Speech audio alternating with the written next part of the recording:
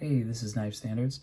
Today I'm going to be doing my full review of the Artisan Cutlery Sirius.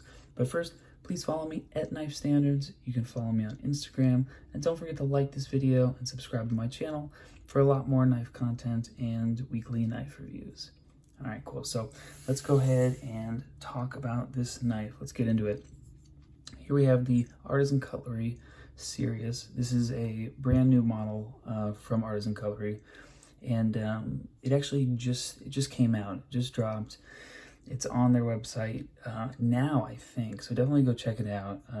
I was lucky enough to get my hands on this prototype weeks and weeks and weeks ago, and I think they just came out with this and dropped it in preparation for Blade Show West, which is very soon.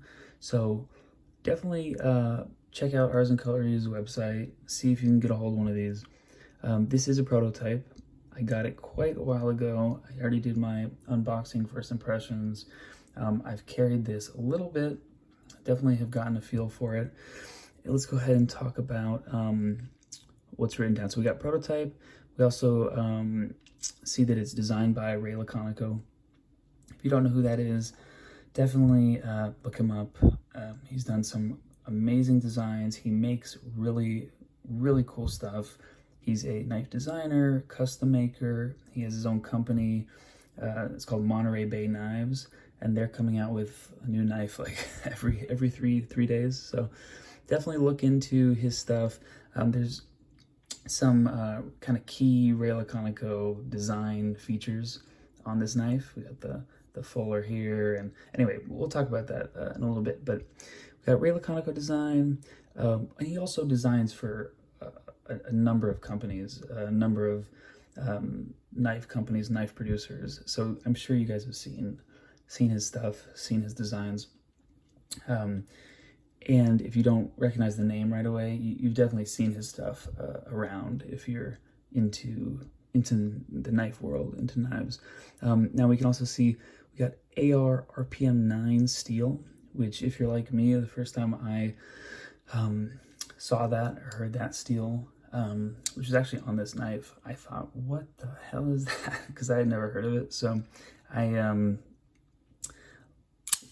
posted that on my first impressions unboxing video, and I was like, yep, I don't really know about it. Supposed to be kind of like D2, I think. Anyway, and then someone commented and was like, no, it's 10,000 times better than D2. It's nothing like D2. So anyway, I did a little bit of research. You know, I'm not a metallurgist, but apparently it is, it's a powder steel, and it's supposed to take the best qualities from 14C28N and D2, the best of both worlds as far as a budget steel goes. So I think this is going to be, I think it's Artisan Cutlery's go-to budget steel, because I think this is their proprietary steel that they developed. So definitely keep an eye out for more of this steel. When I carried this knife, I cut some stuff with it, nothing too crazy, and the steel held up. The steel was fine, so I'm on board. Now, it is a liner lock. You can see inset liners, and there is a really nice little groove for my thumb. The action is just ridiculous. I've been really impressed by Artisan Cutlery lately. They have the, what else did I have? Oh, the Arion. They also have the mini Arion, and both were awesome knives. Really well made, really great action, and this is no different. Now, when they were, when I got this, when I got this prototype, they were going back and forth, I guess Artisan Cutlery and Ray Laconico, whether or not this should be a front flipper or a thumb stud or both. I think they were leaning towards front flipper, and I'm not exactly sure. I think they might have decided on front flipper. I don't know if you can still get this with the thumb stud, but the version that I got obviously has the thumb stud and the front flipper. Nothing against front flippers, but I'm definitely more partial to thumb studs. Let's see how the front flipper is. Yeah, I mean, it's pretty good. It's snappy, and this knife is not, it's not small. This is a pretty substantial knife. Let's go ahead and get into a quick little size comparison so you can see. We have the TRM Neutron 2. We also have, what do I have here? We also have my standby Benchmade Mini Freak. And you can see that the Sirius tops both of these guys. Bigger blade length, bigger scale length. Let's go ahead and measure them up. We got the TRM Neutron 2, about a 3-inch blade, just about 7 overall. Now to the Sirius, yeah, 3.5 on the blade and 8 overall. So it's a, you know, it's a serious knife. And then of course on the Benchmade Mini Freak, 3 on the blade and just about 7 overall. Let's go ahead and get another size comparison. Let's bring out my, let's get this big chunky 4MAX Scout, so we can get something that's actually bigger than the Sirius. 4MAX Scout, 4-inch blade, and oh my God, 10 overall. So you can see that the Sirius is, well, it's pretty serious, but no, it's definitely, you can feel the weight. It's not a light knife, and this one's in carbon fiber. So they had let me put away this 4MAX Scout. I'm gonna try not to cut myself. Yeah, so this is in carbon fiber.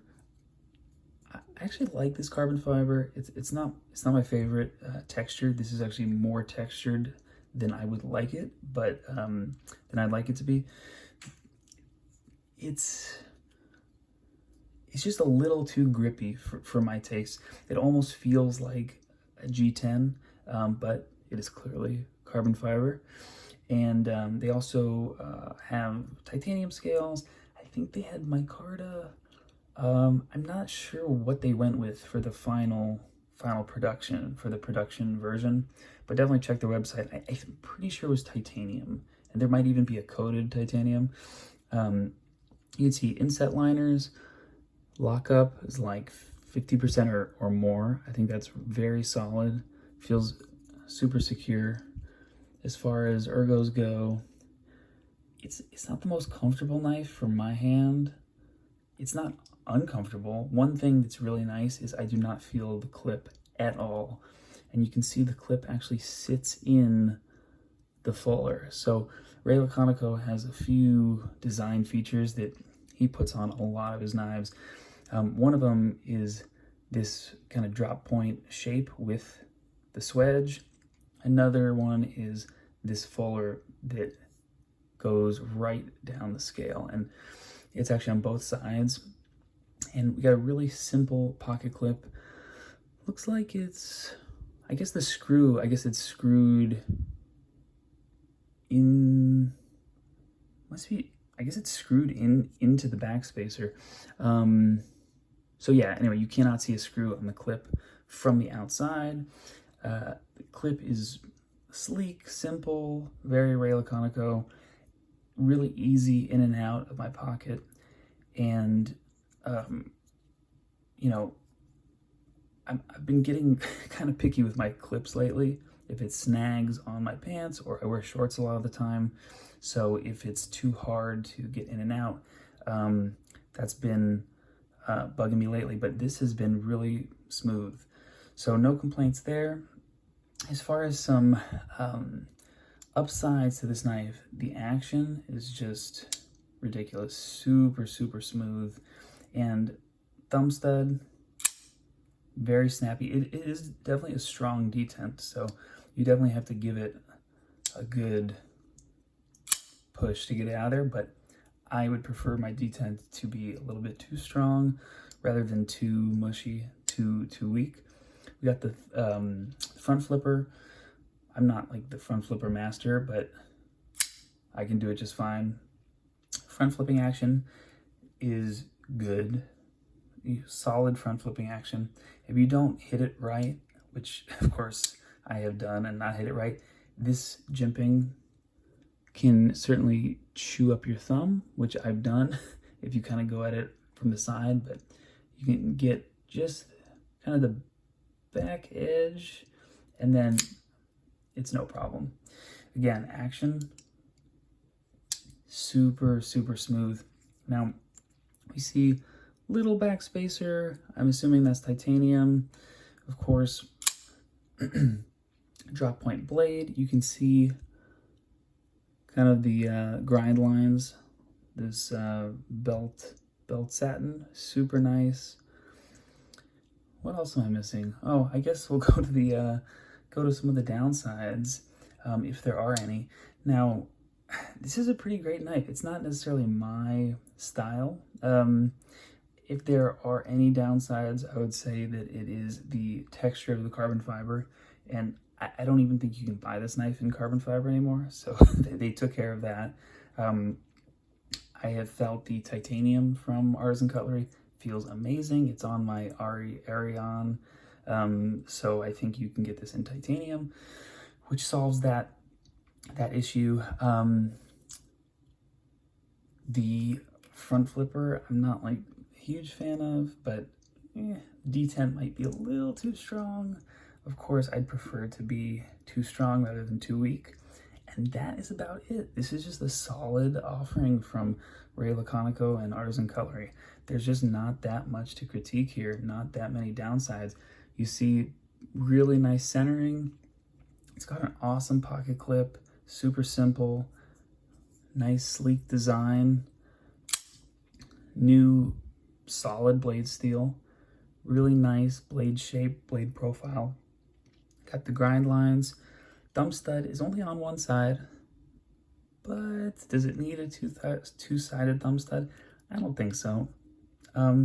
Overall, really nice knife, really solid, and I'm looking forward to seeing what Artisan Cutlery comes up with next.